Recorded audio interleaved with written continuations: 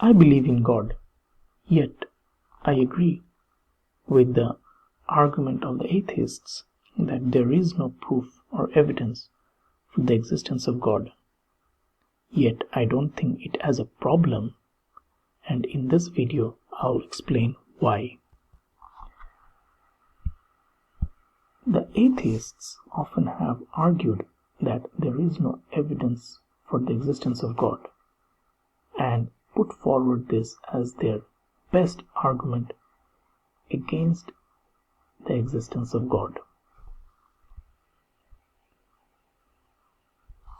Now, there are two reasons why this is not a strong argument. One is an epistemological, rational reason, and the second one is an argument from Islam from the perspective of the Quran.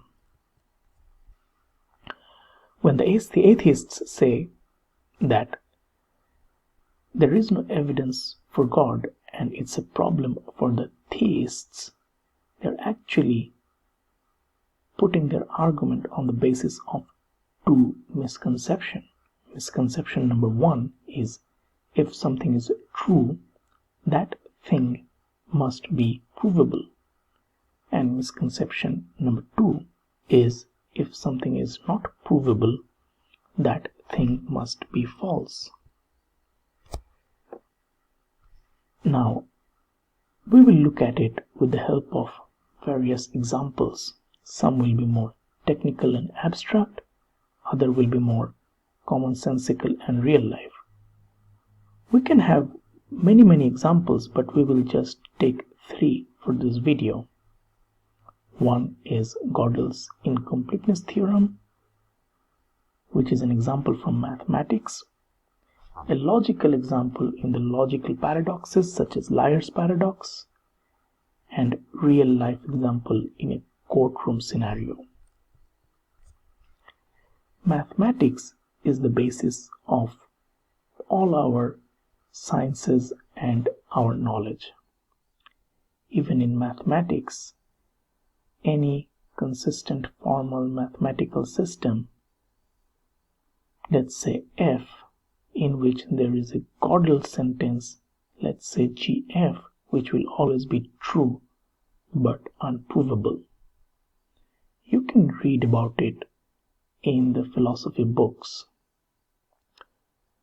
or in the encyclopedias, but just know for the moment that even in mathematics, there are certain things that will always be unprovable but true. Logic is the basis of most of our knowledge, and language is in which we transmit and communicate our knowledge.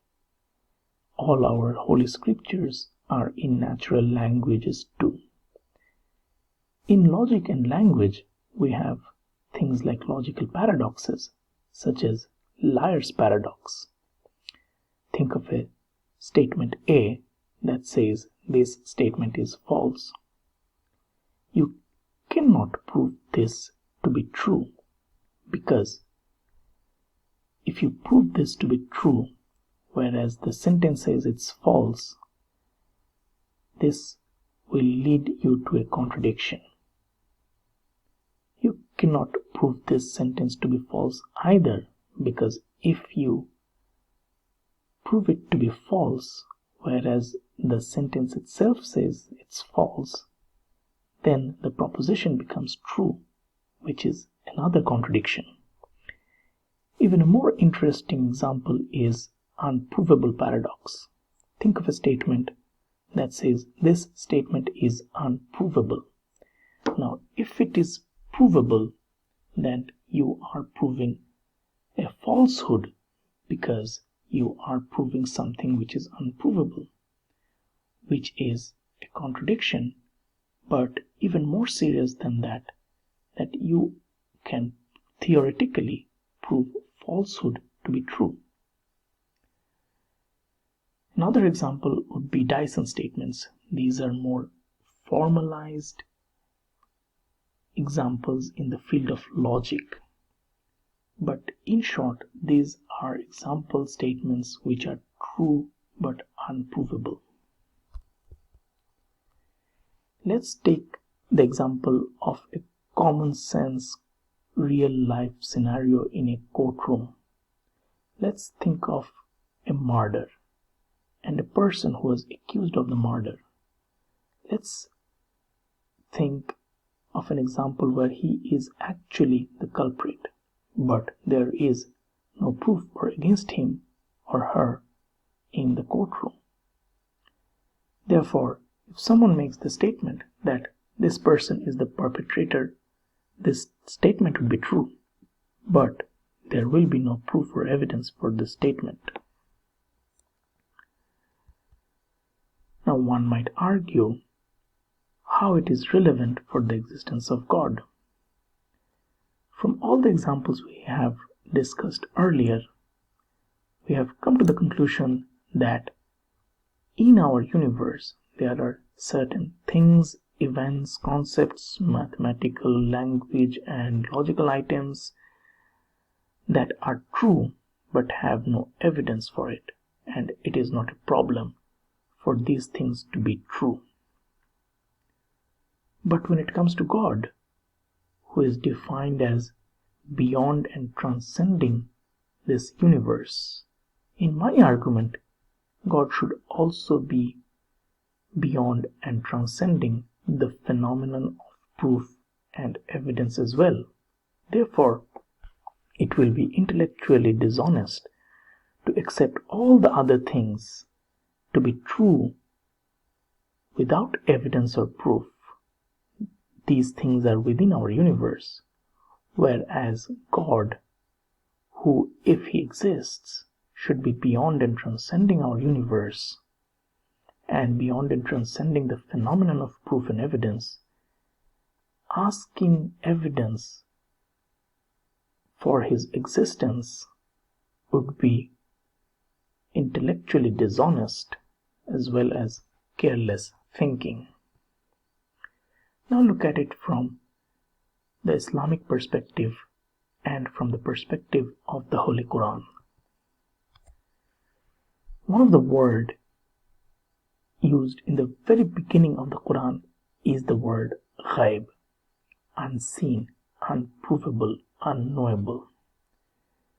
The believers are asked to believe in God, who is ghaib, unprovable or unknowable.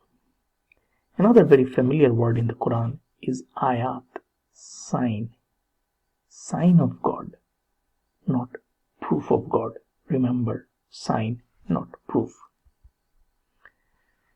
Another very fundamental word in the Quran is iman, belief. Not proof, not knowledge, but belief, faith. Now these words, ghaib, unprovable, ayat, sign and not proof, iman, belief and not knowledge, comes tens and hundreds of times in the Quran.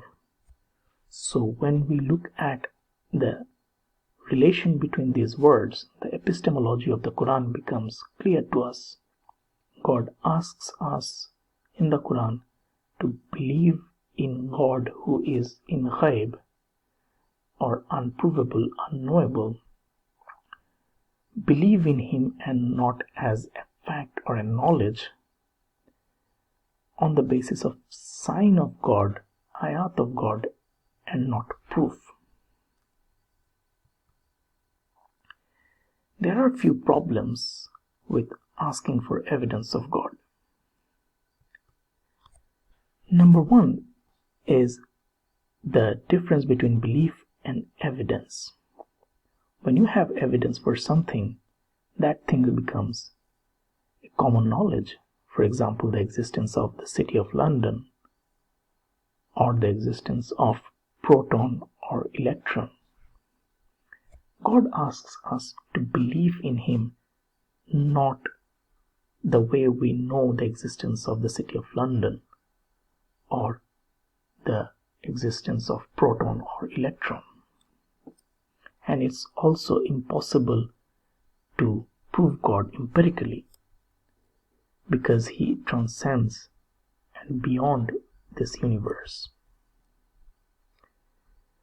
Some people have claimed that they know Islam very well and they have left Islam.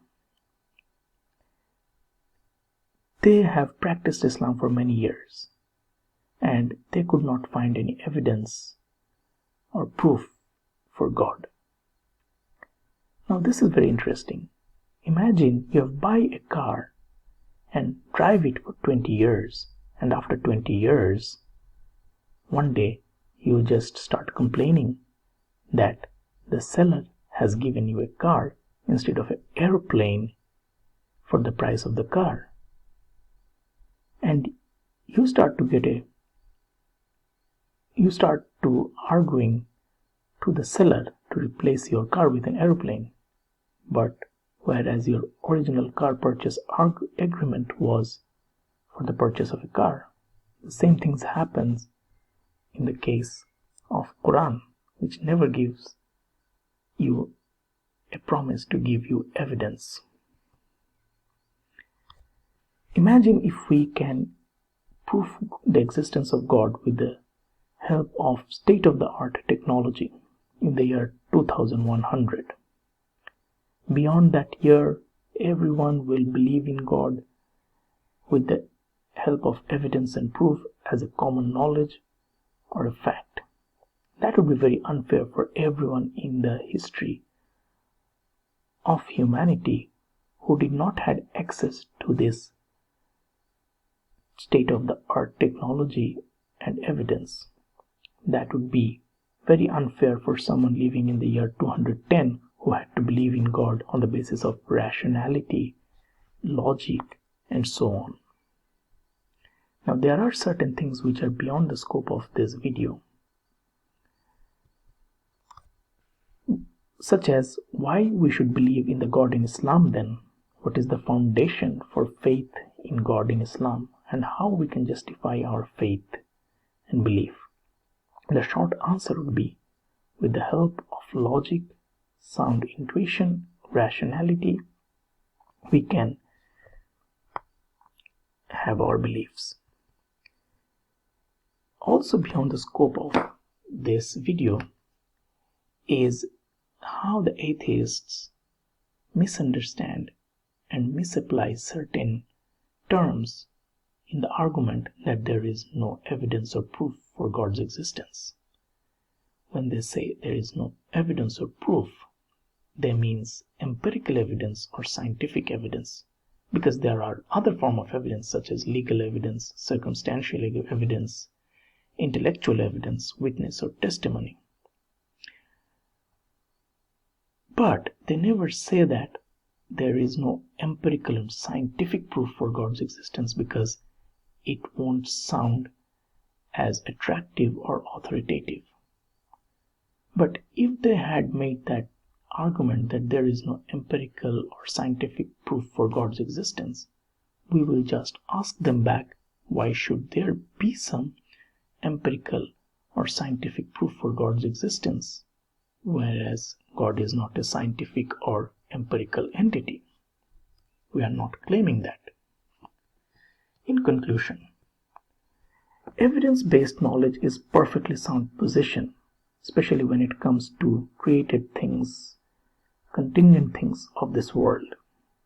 But limitation of evidence or proof is not really well understood by most atheists.